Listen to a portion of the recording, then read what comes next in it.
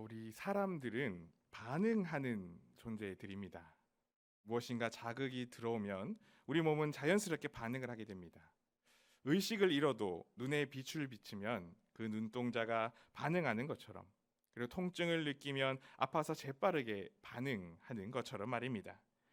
근데 이 파블로프라는 사람은 이렇게 사람이 하는 반응을 크게 두 가지로 나누어 볼 수 있다라고 하는데, 바로 조건 반사와 무조건 반사입니다.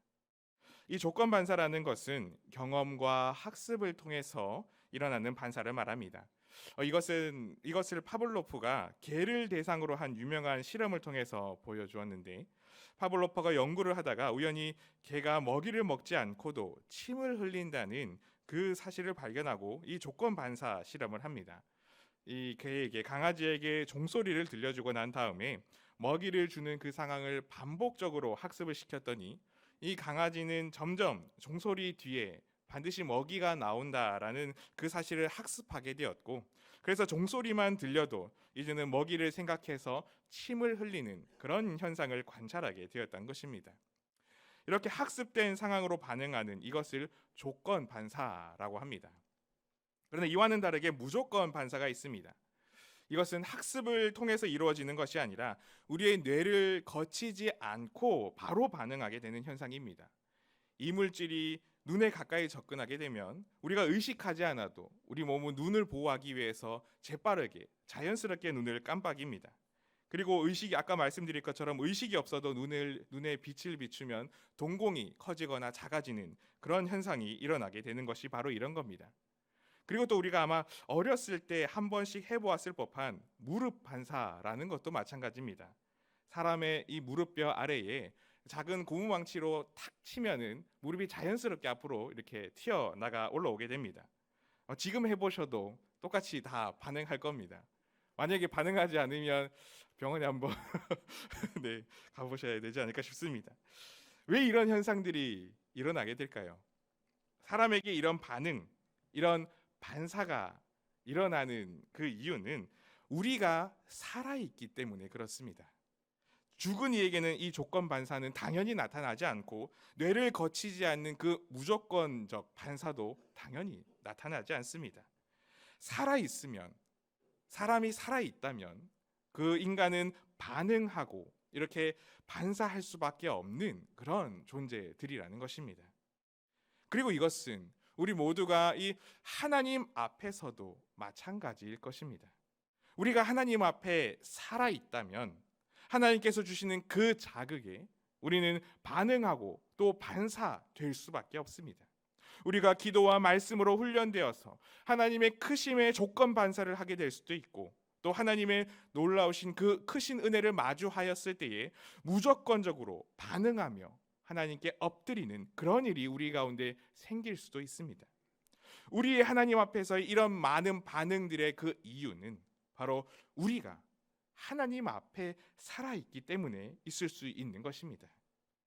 다시 말하면 하나님 앞에 온전히 살아있는 우리는 그 하나님에게 반응하는 존재여야 한다는 것입니다. 그리고 그 반응은 우리 삶에 무엇으로 가장 잘 나타나는지 아십니까?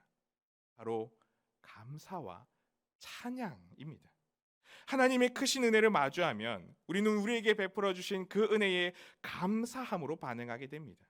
하나님의 놀라우심을 우리가 마주하게 되면 우리는 그 하나님의 그 놀라우심에 우리의 입술을 열어서 찬양함으로 반응하게 됩니다. 성경 중에 시편은 바로 이런 하나님의 은혜와 사랑과 역사하심에 대해 살아있는 그 믿음의 사람들이 감사함과 찬송함으로 반응한 노래들을 엮은 것입니다. 그 중에 오늘 우리가 함께 나누었던 시편 145편은 다윗의 찬송시로 평생에 하나님의 은혜를 경험하고 하나님의 살아계심을 경험하였던 다윗이 하나님을 찬양하는 그 믿음의 반응과 그 믿음의 고백이 담겨 있는 노래입니다. 이 고백을 통해서 우리가 하나님께 어떤 찬양의 반응을 보여야 하는지 한번 생각을 해보게 됩니다. 먼저 우리는 하나님 앞에 찬양의 반응을 할 때 날마다 그리고 영원히 반응할 수 있어야 합니다. 오늘 1절에서 2절 말씀에 보면 이렇게 다윗은 노래합니다. 왕이신 나의 하나님이여, 내가 주를 높이고 영원히 주의 이름을 송축하리이다. 내가 날마다 주를 송축하며 영원히 주의 이름을 송축하리이다.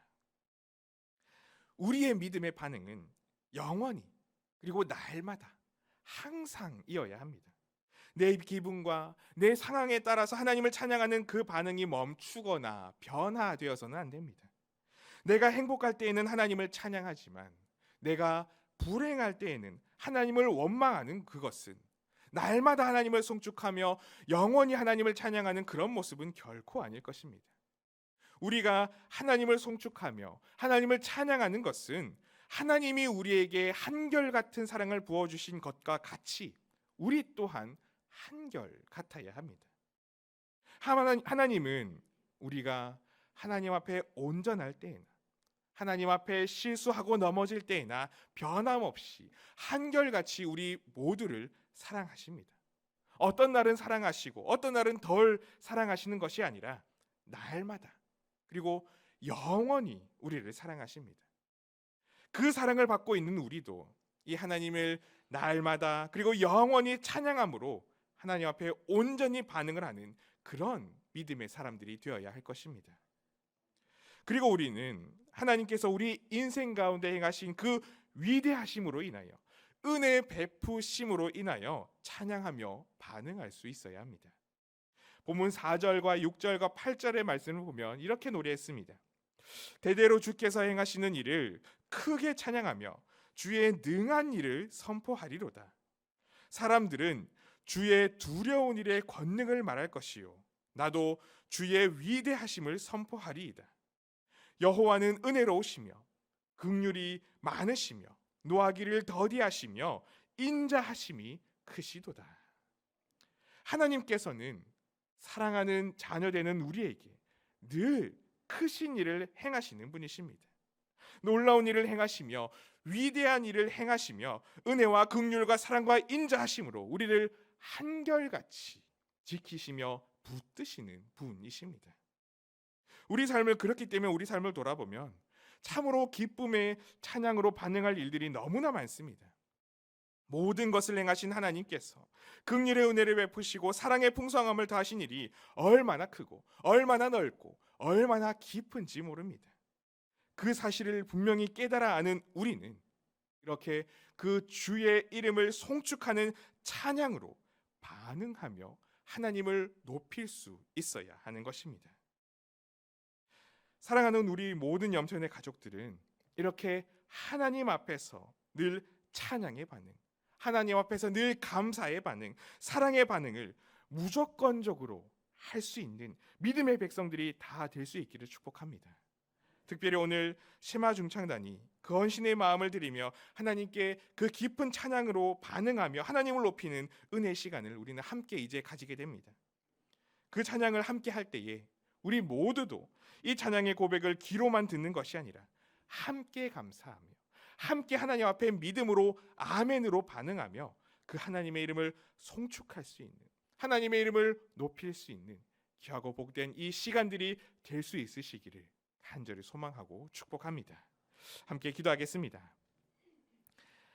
사랑의 하나님 아버지, 오늘도 이 시간 우리에게 베푸신 은혜와 사랑에 감사하여서 우리가 감사함으로 하나님의 이름을 송축하고 높이며 은혜의 자리에 나가게 하시니 감사를 드립니다.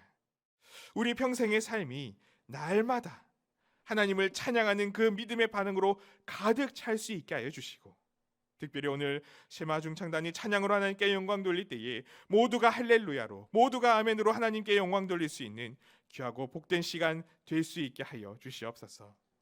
특별히 이 시간 동안 감사헌금을 드리는 권사님의 손길을 기억하여 주시고 그 기도의 제목과 그 가정에 하나님께서 한량없는 은혜를 늘 더하여 주시옵소서. 감사를 드리며 예수님의 이름으로 기도드리옵나이다. 아멘.